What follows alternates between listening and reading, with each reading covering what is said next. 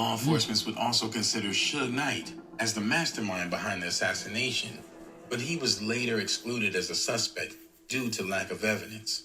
Frank Alexander ultimately... I don't think Suge had anything to do with Pac's demise, man.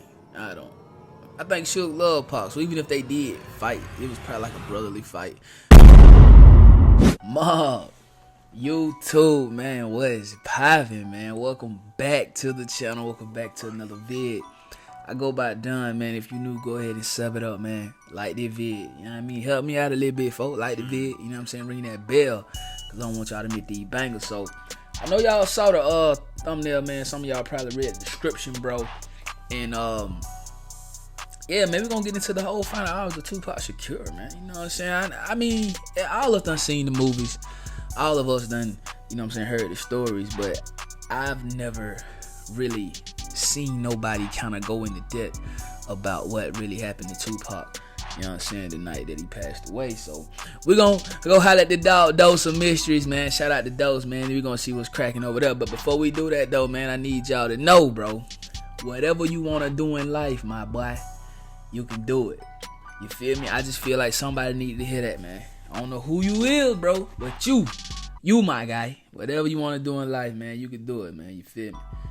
Yeah, no cap. So let's get into this whole Tupac documentary, the final hours of Pac.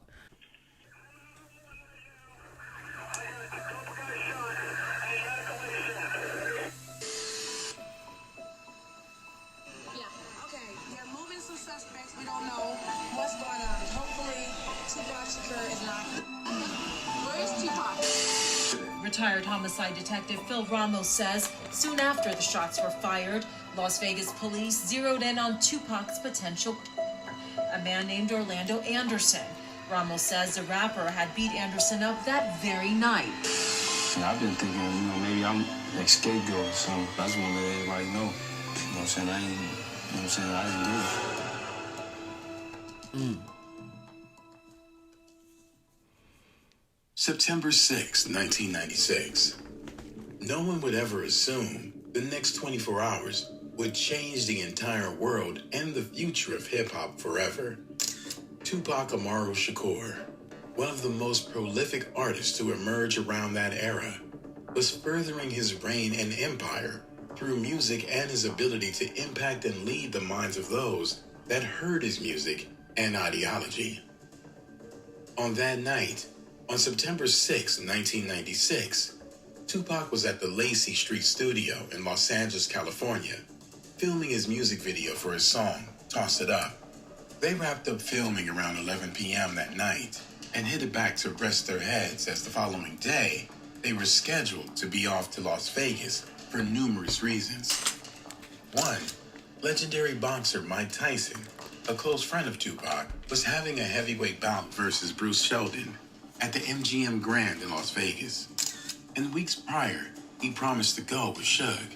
Even though something was off, Tupac was a man of his word and wasn't going to break his promise to his friend.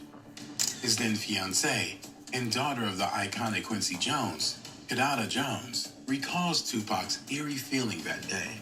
As per her... Y'all know something crazy about Kidada Jones and Tupac's relationship, right? And this really ain't got nothing to do with Kidada.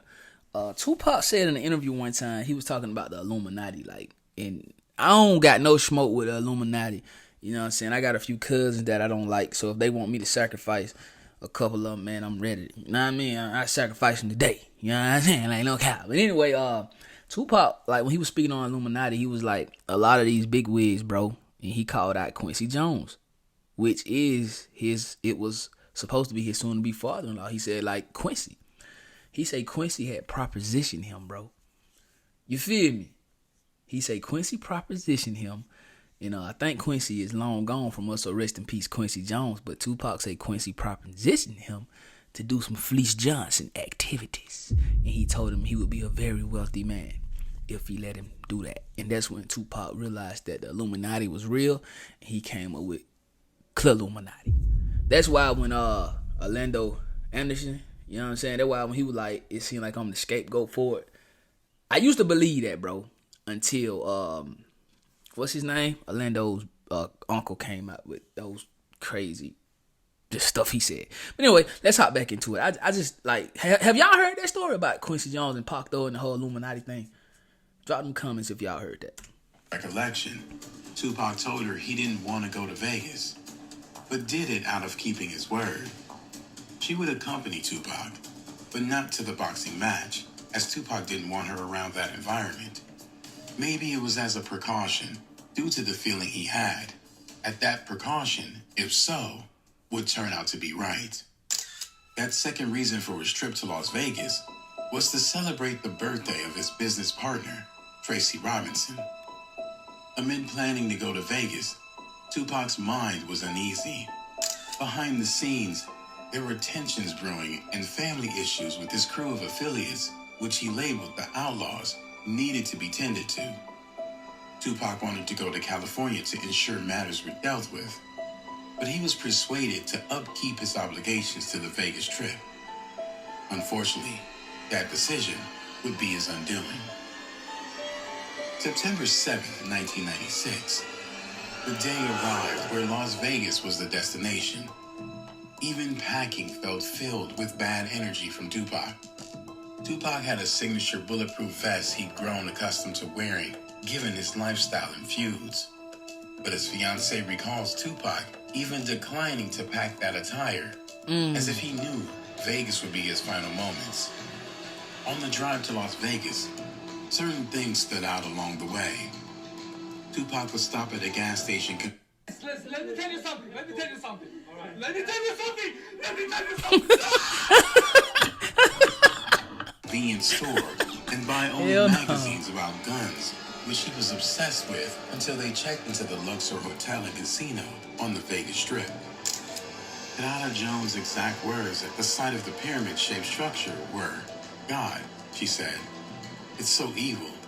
It seemed all the signs were adding up, and Tupac's life would soon be subtracted from the equation. Still, it was Las Vegas, and nothing gets better than Las Vegas nights. At around 7:51 p.m., along with SUGE and his entourage, Tupac made his way to the MGM Grand Garden Arena, where Mike Tyson was scheduled to fight. Mike Tyson dominated the fight, ending the match in the first round with a knockout. Tupac was ecstatic to see his friend win the fight and rushed down to greet Mike Tyson as he exited the ring. The two held in an embrace in celebration, and it was a smile, not knowing that tears would be pouring that same night. Minutes later, the incident that sparked Tupac's murder happened. In the lobby of the MGM Grand Hotel, footage captured a beatdown by Tupac, Suge Knight, and their entourage on a rival gang member known as Orlando Anderson. While one fight ended in the ring, another took place in the lobby. Hey, y'all wanna know something Anderson crazy though? was left with a dislocated shoulder. Hey, y'all wanna know something crazy about Orlando though? Orlando is well respected in his hood, bro. Like straight up, like Orlando, like him doing what he did to Pac, even though he said he didn't do it, I think we all know he did it. You feel me?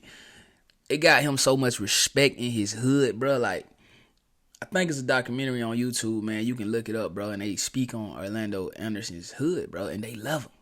You know what I'm saying? They call him Baby Lane, bro. And like, after he decided to do that, bro, he became like a well-respected stepper, a well-respected member.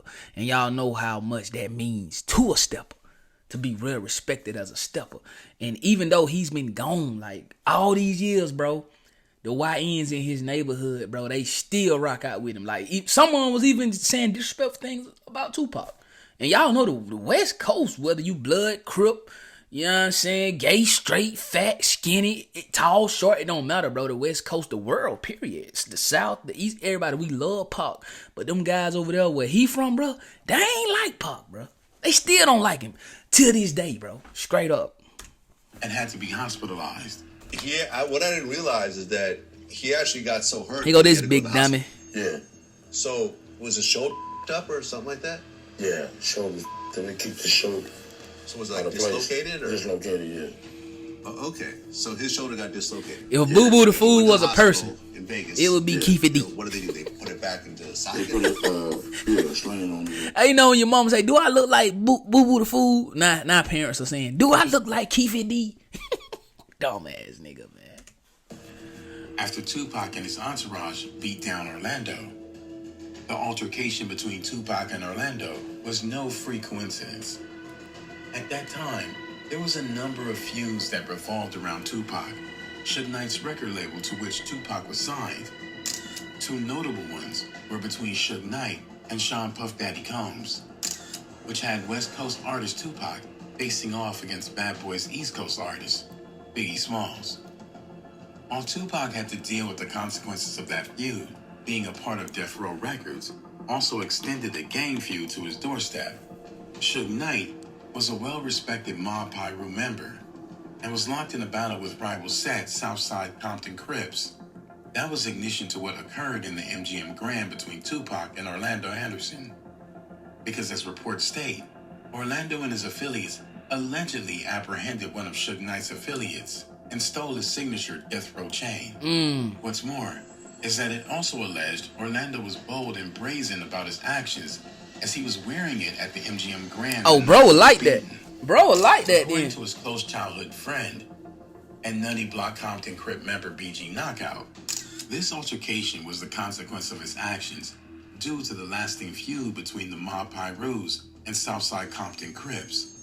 In fact, about a year prior, Orlando Anderson, aka Baby Lane, nearly lost his life in the feud when he was shot in both kneecaps with an AK-47, which required him to learn how to walk again.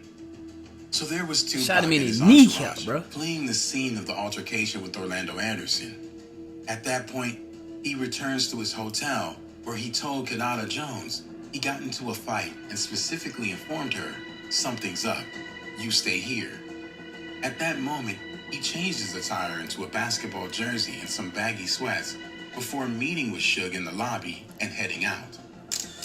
What's even more notable in this moment is that Tupac was told by his associates he should wear his bulletproof vest and that he normally does. But he replied, "It's hot, so there's no need to bring it."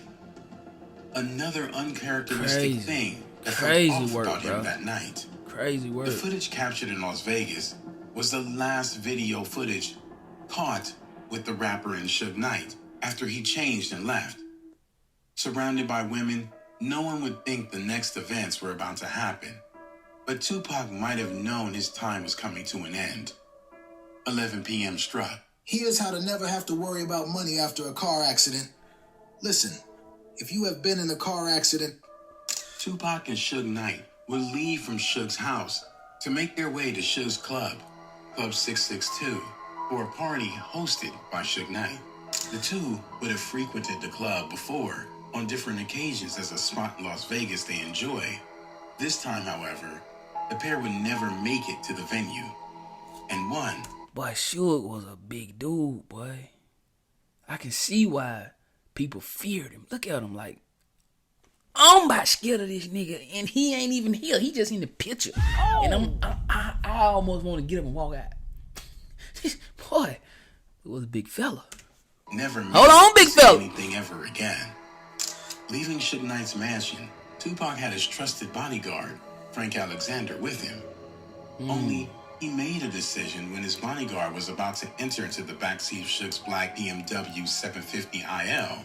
As Frank opened the door, Tupac instead told him to drive the Lexus with his crew, the Outlaws, as they planned on consuming a hefty amount of alcohol at the party, and he'd be the designated driver. The last photo of Tupac's night became an iconic snapshot. It was taken by a 29-year-old UCLA film school student named Leonard Jefferson, who recognized the rapper at a stoplight along the strip. The next stoplight would be where his life would be placed on a timer. Around that same time, Orlando Anderson and his gang-affiliated Uncle Dwayne Davis, a.k.a. Keefy D, along with two other BKA affiliates, Big Dummy, were on the prowl looking for Tupac for retaliation due to the altercation earlier. They were in a white Cadillac when they just coincidentally saw Tupac along the strip, hanging out the vehicle having a grand time on his way to Club 662. They made a U-turn and began trailing behind Tupac and his entourage. Tupac and Suge came to a stop at a red light. A vehicle with two females pulled beside them to the left of Tupac and sparked a conversation that led to invitations with them to Club 662. In front of Tupac and Suge were two cars, and behind them was his bodyguard. Right after, around 11:17 p.m., the white Cadillac with Orlando pulled up to the right of Tupac, boxing them in, and a hand emerged holding a firearm. Orlando opened fire on the vehicle. Suge claims to have tried to shield Tupac as Tupac noticed the gun and began climbing into the back seat. Man, it's Sadly, crazy. it was to no avail. Suge was grazed in the head and hitting Tupac 4 times, with one bullet hitting his pinky finger and piercing through his hand. Oh my Another God. hit his thigh bone, ricocheted into his abdomen, and floating into his pelvis. And another punctured his chest. That's and the being one. lodged That's the into one his that took him lungs. out. That's the one that took him out. Immediately after, Suge Knight pulled off racing towards the hospital to try to save Tupac's life. Orlando in the white Cadillac went the other direction, while Frank Alexander, the bodyguard, followed Suge Knight. Through the rush, Suge recalled that Tupac was still making jokes and keeping it together until he exhaled and echoed the chilling words. That's crazy. I don't think I'm gonna make it this time. Ah, Their vehicle came to a stop at the heart That's of the Las crazy. Vegas Strip at Las Vegas Boulevard in Harmon. Cops would surround the scene, unsure of the situation, and tried to get things under control. Suge, concerned for Tupac's life, kept shouting at officers to help his Suge had started to fall off on this picture right here. Yeah, you can tell. Yeah. Death Row was over with. Those you ain't even have to put that. You could have found why you ain't put the picture up when Suge in the all red with the nice hat, man. You know what I mean? You ain't have to put this picture of Suge up. Suge had completely fell off right on this picture right here. No cap. Death Row was done. friend. One of the first responders recalled prying open the door to find Tupac still alive, slumped over. I pulled the door open, and when I pulled it open, the guy sitting in the passenger seat, who's later to be Tupac, he kind of slumped out, came out with the door. So he's in the car, he's leaning against the door, and as I open the door, he kind of spills out.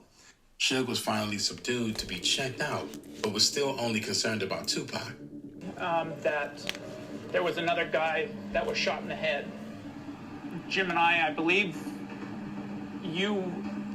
they walked him over to the ambulance. He got in, and it ended up being Suge Knight who was grazed on the head. He wanted us to make sure that we took care of Tupac before him. According to him, Tupac's last words at the scene were F you. And I looked at him once again. I said, what happened? Who did this? Who shot you? And now he's looking at me, so we're looking at each other in the eyes. And this is kind of the first time he's even acknowledging my presence. And he looked at me, and I could tell he was getting the breath together.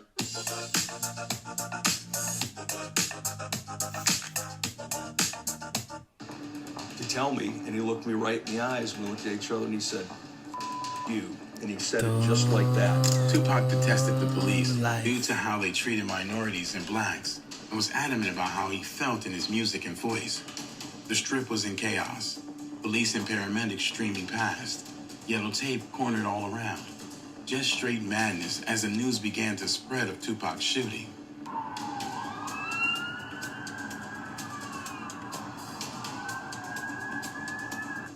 Press conferences and news began circulating of the tragedy that occurred. Tupac was rushed to the University Medical Center in Las Vegas in critical condition. At Club 662, where his friends, like business partner Gobi Rahimi, are awaiting his arrival, news comes that Tupac had been shot, prompting him to rush to the hospital. Tupac's right lung was removed to try to stop the bleeding. He was placed on ventilators and induced into a coma to try to save his life. With Tupac still fighting for his life, his friends and family began receiving threats from rivals that they were going to return and finish the job. What? So they took it upon themselves to stand watch, as for some reason, security wasn't stationed.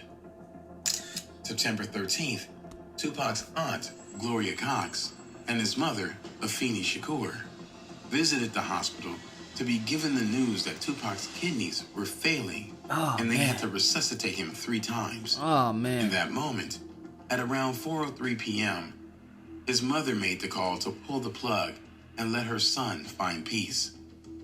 2Pac Shakur was officially pronounced. I bet that was a hard decision, man, for Miss Shakur, bro. You know what I mean? To like to look at your child and you actually see him fighting, bro, and you know he fighting hard as he can fight because Tupac was a fighter, bro. You know what I'm saying? He fought to the end, and his mom was like, you know what? Take him off that ventilator, bro. Let him find peace. Man, that's crazy. East. Tupac was a prominent figure. His movement was monumental. It was no surprise law enforcement was worried about a war breaking out due to his passing. And sure enough, it came swift, resulting in many casualties. Because I told you it was already, the beef was going on before that. Right, but this right here kind of sparked it up because, you know, Suge got money. They over there playing with street money, so yeah, it sparked up. How many people do you think right after that? If you were to guess. If I were to guess, I'm going to say conservatively, maybe 7 people. God. For both sides? Yeah. All together. October 2nd, 1996. Okay. Orlando Anderson was finally arrested as the main suspect in the case of Tupac Shakur, but the Las Vegas officers state there wasn't enough evidence and Orlando was released. By all accounts, it appeared someone was blocking the case from being solved, even when everything they had pointed to Orlando being the shooter. An eyewitness at the scene who was Tupac's close friend, who agreed to testify, was later murdered, running the case cold. Oh my Theories God. would begin circulating about who was responsible for the shooting, and many, including Tupac's bodyguard, Frank Alexander, became suspicious of Suge Knight. Suge was on the record I don't know about stating that. he's not assisting with the case, and that's for investigators to find out who the killer is, not for him to answer that question. That could have been easily passed up to the street code and the gang culture he lived. Yeah, for sure. But Frank Alexander started looking into things himself and revealed some chilling details. Tupac at the time was not on good terms with Suge Knight. He wanted out of his contract with Death Row and was not planning to renew his contract when it ended, as there was dispute over money and nothing Tupac owned being in his name. In fact, not long before he went to Vegas, it turned out one of the reasons he was so adamant about not going is that he had a huge fight with Suge and reportedly told one of his bodyguards prior he's a dead man walking. Law enforcement would also consider Suge Knight as the mastermind behind the assassination, but he was later excluded as a suspect due to lack of evidence. Frank Alexander ultimately... I don't think Suge had anything to do with Pac's demise, man. I don't. I think Suge loved Pac, so even if they did fight, it was probably like a brotherly fight. Now, as far as Pac trying to leave Death Row, from my understanding, Suge had already sold that up. He gave Pac Death Row East. He gave him his own company to basically make Pac's mind be at ease. You know what I'm saying? Even though Pac owed Suge a lot of money, I still don't think he would take Pac out. Like, how he gonna get his money? Like, I think Suge really had a genuine kind of love for Pac. You know what I'm saying? I think he looked at him like a little brother. But, you know, money is money. But I don't think Suge would do that. Y'all let me know what y'all think during the comment section. But I don't think Suge would do that for sure. believed Tupac was set up and Suge Knight may not be as innocent as he portrayed in the entire incident. The case seemed to be forever buried. That's until Orlando's uncle, Ify D, went on record years later, agreeing to testify on the murder to give him immunity in the case compiled against him. In that interview, he broke down what happened and stated that Orlando Anderson was in fact the one who pulled the trigger. But just as hope came, hope went. Because by the time Ify D exposed Orlando, he had already lost his life in the prior shooting. He looks right at you. Yeah. When he looks over at you, and then, Tupac's busy getting shot. Evidently, the story is Tupac's trying to either get out of the back seat or something. Yeah, what do you see happening inside that car? I seen a bullet going Suge. So Orlando shot across Dre? He leaned over on the window, rolled down the window, popped. Who was it? They was drove on my side, I was popped. You know what I'm saying? But they was on the other side. Right. What allegedly happened was Orlando was riding through Compton and saw someone who owed him money and confronted the person. Tempers heightened and the altercation escalated into a shootout, which Orlando never walked away from. That death was memorialized into history when Tupac's rival Biggie Smalls also lost his life to the gun on March 9th, 1997. Crazy Less work. than a year later. Crazy But work. tonight, it's only what could have been. Los Angeles police are investigating the shoot of the rapper Notorious B.I.G., also known as Biggie Smalls. He was gunned down early today. The rap star, whose real name is Christopher Wallace, had just left a Soul Train Awards party and was sitting in his car when a vehicle drove by and someone opened fire. Hip-hop was forever changed by the bloodshed of that era. Today, Tupac's music and legacy still lives on. And from the magnitude of it, it won't ever die. Rest in peace, Tupac Shakur. Man, oh man. Yeah, man. Rest in peace, Pac, man. You know what I mean? Like, if you grew up in the 90s, man, even the 2000s, bro, you a Pac baby, bro. You feel me? Like, even before Pac got with Suge and Death Row, bro, he was already, like, doing his thing, man, as far as the music. And honestly, bro, I think if that girl would have never lied on Pac about, you know what I'm saying, him SA-ing her, and if the whole shooting in New York City didn't happen, bro, I believe Pac and Biggie would probably still be here, bro. You feel me? Because Suge Knight is the one who put the battery in Pac's back. Pac wasn't a gangster, bro. You know what I'm saying? Pac was a storyteller, bro. Pac was a poet. Pac was a real artist. You know what I'm saying? Pac wasn't no banger. He wasn't no dealer. Like, my boy went to a performance art school. Like, my boy was an actor. My boy was getting real bags, bro. Like, he really didn't need Death Row. The only reason he got with Suge is to get out of prison. Nobody wants to sit in prison, especially for something that you really didn't do, and you know that the justice system just did you like that because they don't like you. You feel me? So Suge got him out of prison, bro, and that's when whatever Suge said, it was gonna go. And then he had real steppers, real gang members behind him, bro. Like, honest to God truth, bro, Pac had no business in that lobby, bro, in Vegas. He Tupac. He ain't had no business down there stumping nobody or nothing, but I think Pac decided to mix rap business with street business, and Orlando Anderson was a real street ninja. You feel me? For sure. And Keefe D most definitely got the worst end of the stick, because he snitched and they still locked his ass up. Crazy work. Long live Pac, man. You did what I'm saying. That was a crazy era, man. I still be bumping Pac right now today. Hey, get in them comments if you still listening to Pac right now today, and put your favorite Tupac song. You feel me? In the meantime, between time, man, I go by Done, man. Y'all don't forget, man. Like this vid, sub it up after you sub it up. Make sure you ring that bell. After you ring that bell, make sure you hit all, because I want y'all to make these bangles. 2K by the day, man. I want that 2K by the day, man. I need that 1700 too, though. Before I hit 2K, I need 1700, but we gonna push for 2K today. Roll to 10K, man. That 100K plaque will be ours by the top of the year. I love y'all, man. Y'all don't forget to rock out with all my other YouTube channels across the YouTube platform. All links in the description down below. Don't forget to rock out with my clothing, man. Imperium Athletics, man. Go to imperiumathletics.us. See if it's something up there that you like. You dig? And rock out with me on that ground, man. Kingdom_7. You feel me? More life or no life. More well, no way. I know how we coming, man. OTM. We getting straight out of the mud. I go by Done. Catch y'all on that vid. Let's get it. Gang.